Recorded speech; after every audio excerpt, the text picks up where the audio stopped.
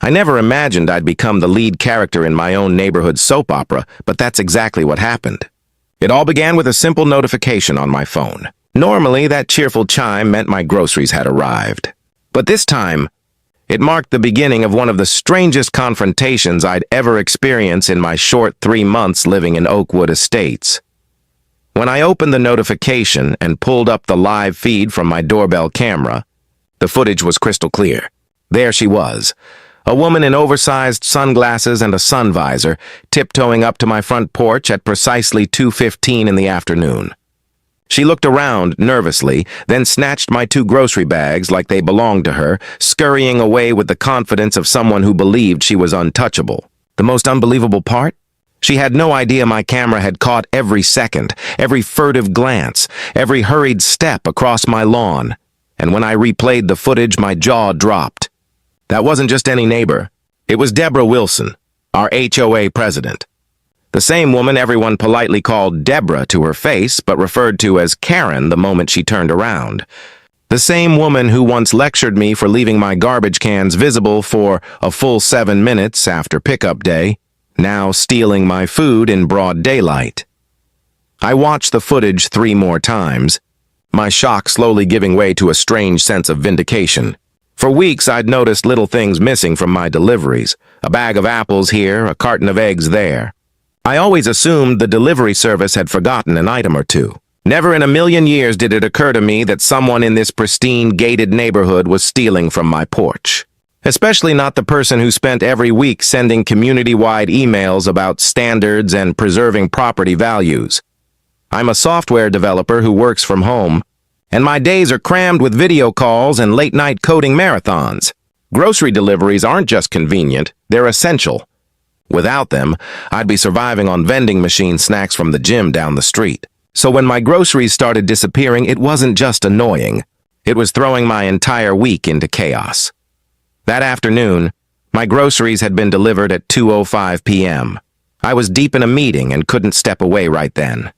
By the time I finished 10 minutes later, the porch was completely empty.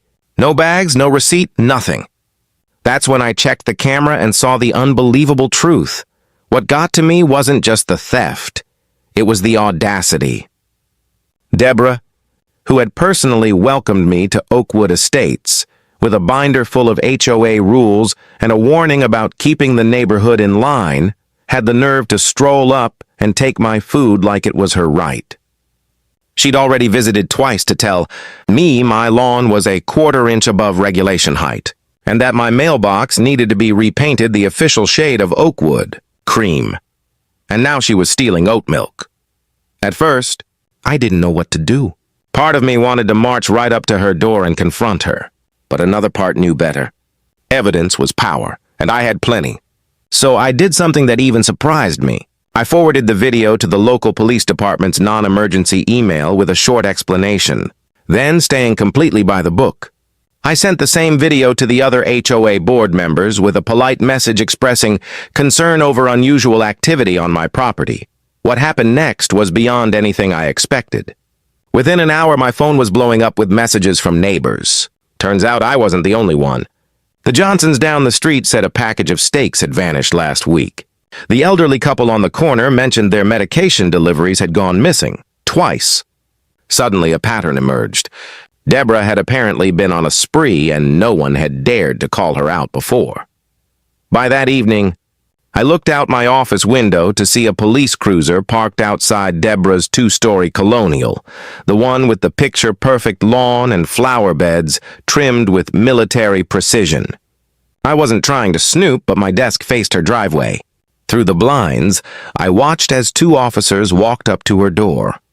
When she appeared, she was holding something that looked suspiciously like a carton of oat milk, the same brand I'd ordered. Even from a distance, I could see her face cycle from confusion to outrage as the officers spoke to her. The next morning brought the confrontation I'd been dreading. At 7:30 a.m., the doorbell rang. I was barely halfway through my first cup of coffee when I opened the door, and there she was. Deborah Karen Wilson herself. Her face was flushed red with anger, her arms crossed, her foot tapping like a metronome. "I know what you did," she snapped, her tone dripping with accusation. You sent that ridiculous video to the police and the board. Do you have any idea how humiliating that was for me? I kept my expression calm even as my pulse quickened. Good morning, Deborah. Would you like to come in and talk about this like adults? She didn't wait for an invitation, just marched straight into my living room like she owned the place.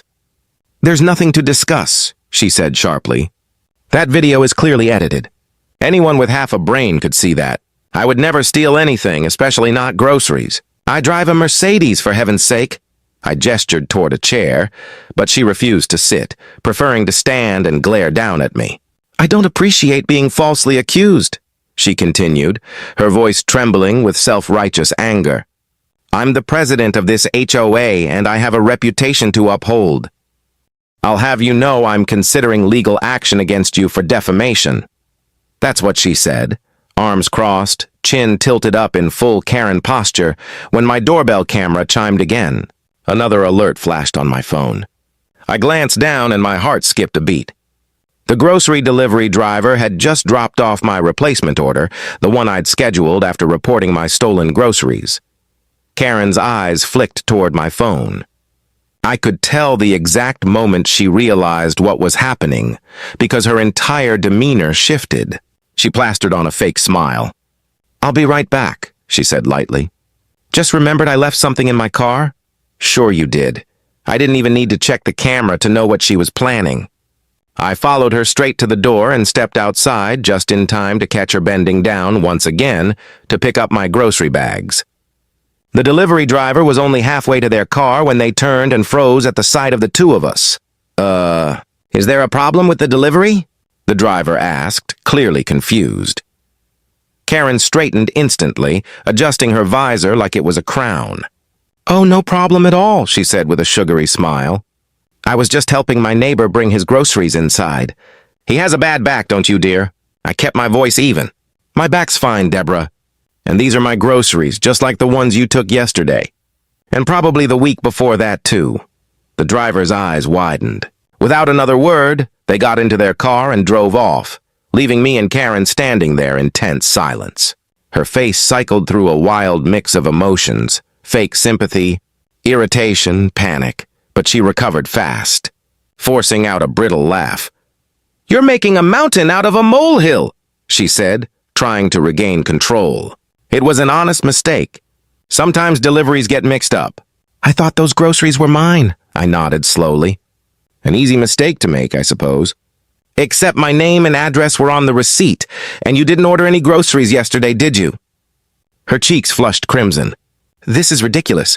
I don't have time for this. I have an HOA meeting to prepare for. She turned on her heel to leave, but froze as a police cruiser rolled up to the curb. The same two officers from the night before stepped out, their expressions professional but firm. Mrs. Wilson, one of them said as they approached, we have a few more questions about the incident we discussed yesterday. What followed was uncomfortable, but deeply satisfying. The officers explained that, after reviewing the footage and speaking to several other residents, they had enough evidence to suggest a pattern of theft. They asked if she would allow them to take a look inside her home. At first, Karen refused, her voice rising an octave as she protested. But something in the officer's tone must have told her that cooperation was her best option. Reluctantly, she agreed. I didn't go inside with them, but later my next-door neighbor filled me in on everything. The moment the officers entered her pristine colonial, they discovered no fewer than 3 separate grocery deliveries stacked in her kitchen, bags and boxes with labels clearly showing other people's names and addresses. My missing organic apples and premium coffee beans were sitting right there on her countertop, and that wasn't all. Another neighbor came forward with their own doorbell footage showing Deborah, our Karen, taking packages from their porch on 2 separate days. When confronted with this evidence, her story started unraveling fast. First came denial, then confusion, then a bizarre claim that she'd been collecting misdelivered packages to return them. Community service no one had asked for. The turning point came when the officers asked about a specific missing package, prescription medication, that had vanished from the porch of an elderly couple down the street. When they mentioned it was a controlled substance, and that stealing it carried much harsher penalties, Karen's face reportedly went pale. I didn't know what was in those packages, she stammered, her voice cracking for the first time. I was just trying to keep the neighborhood tidy. That afternoon, the entire Oakwood Estates neighborhood gathered in stunned silence as a patrol car parked outside Karen's immaculate home. She wasn't handcuffed, but her posture told the story. Shoulders slumped, eyes hollow, the arrogance gone. Her designer blouse and perfect hair looked strangely out of place against the flashing lights. As the officers escorted her to the car, she turned toward the neighbors standing in their driveways and watching from windows. "This is all a misunderstanding," she cried, her voice trembling. "I've done more for this neighborhood than any of you. I pay more in HOA dues than most of you combined. I've maintained property values here for 8 years. No one said a word. The silence was heavier than any accusation could have been. The legal fallout came quickly. Deborah Wilson, our self-appointed enforcer of community perfection, was charged with multiple counts of petty theft. The stolen prescription medication elevated one charge to a more serious offense. At her hearing, she was ordered to pay restitution to every neighbor she had stolen from, over $2,000 in total, plus court fees. She received 6 months of probation and was sentenced to complete 100 hours of community service. The HOA board held an emergency meeting that same week and voted unanimously to remove her as president. The irony wasn't lost on anyone. The same rigid bylaws she'd weaponized against us now served as the mechanism for her downfall. When the verdict was read in court, Karen's flawless facade finally crumbled.